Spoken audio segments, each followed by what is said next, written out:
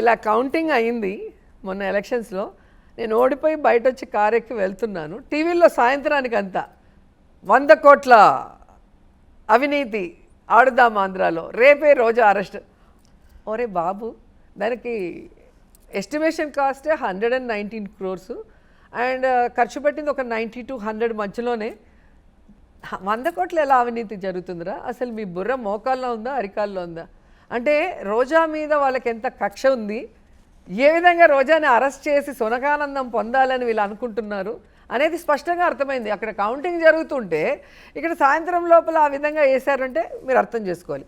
And ఎప్పుడెప్పుడు నేను press meet పెట్టి వాళ్ళ మీద, వాళ్ళు చేసిన తప్పుల మీద గట్టిగా మాట్లాడతాను, ఆ నెక్స్ట్ డేనే రోజా రేపు అరెస్టు, మళ్ళీ 100 కోట్ల అవినీతి, మళ్ళీ ఎప్పుడూ మాట్లాడరు. నేను సైలెంట్గా ఉంటే వాళ్ళు సైలెంట్గా ఉంటారు. నేను మాట్లాడినా, నేను ధర్నా చేసినా, లేదా నేను ర్యాలీ చేసినా వెంటనే రేపే రోజా మీద ఎంక్వైరీ పూర్తి, అరెస్ట్ అయిపోతుంది.